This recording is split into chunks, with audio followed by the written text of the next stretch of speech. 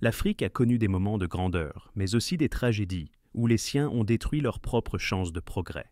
Parmi ces victimes, Melchior Ndadaye, premier président démocratiquement élu du Burundi, incarne un leader visionnaire arraché à son peuple.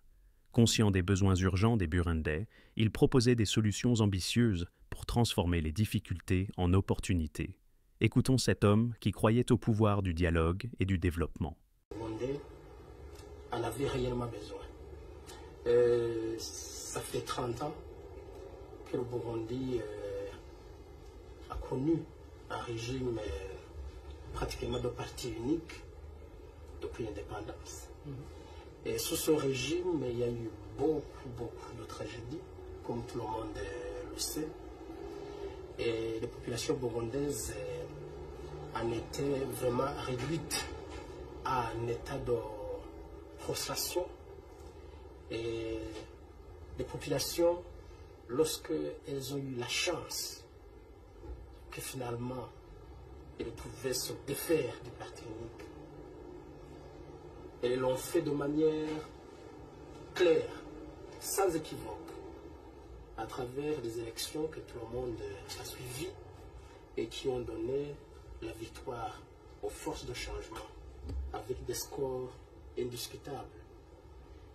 Et le fait que la population s'est engagée sans équivoque est une des chances finalement qui prouve que, est une des chances qui nous prouve que rien à faire, ce processus a des chances de réussir. Mais également, le fait que ce processus se soit fait dans la paix prouve que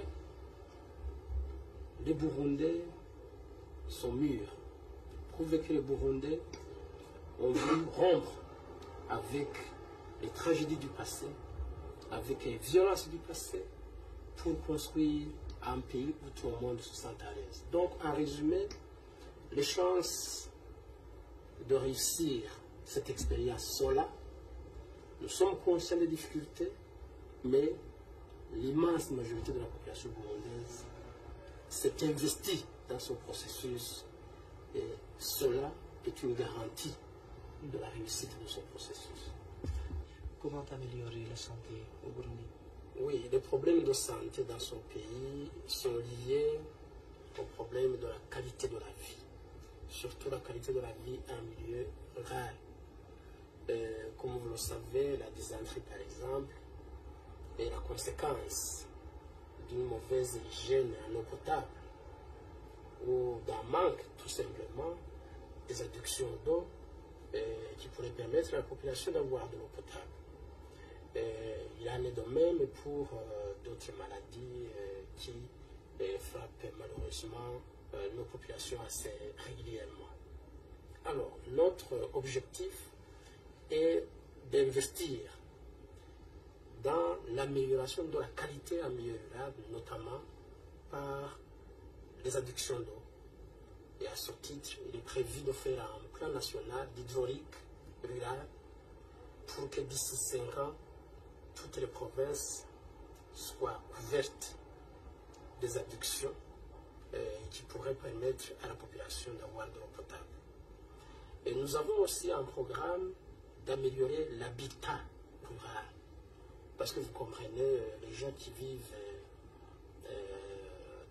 dans des cases, ils attrapent pas mal de maladies liées précisément à l'insalubrité de ces maisons. Et nous allons donc investir dans ce domaine-là. Nous voulons aussi investir dans le domaine de l'électrification rurale. Et pour que cette électrification permette notamment la mise sur pied de certaines unités de transformation agricole, permette également une meilleure conservation des médicaments, permettent également par effet induit l'amélioration en général de la qualité de la vie et d'autres circuits, notamment les circuits de commercialisation, notamment l'essor en général du monde rural à travers une industrialisation progressive en commençant par la petite industrie, bien entendu. Donc, en résumé, c'est en améliorant la qualité de la vie en milieu rural que nous allons faire face assez efficacement aux problèmes de la santé, précisément en milieu rural. Oui, et on a constaté cette semaine qu'il y a une très bonne coopération entre Belgique et Burundi sur ce domaine.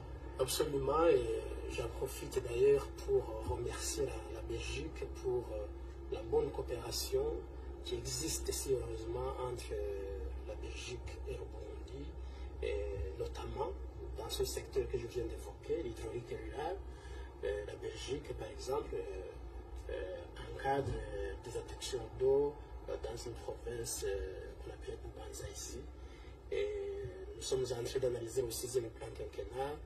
Et j'espère que la Belgique pourra accroître ses interventions, non seulement dans ce domaine, mais également dans d'autres domaines que nous allons préciser dans le document du 6e plan.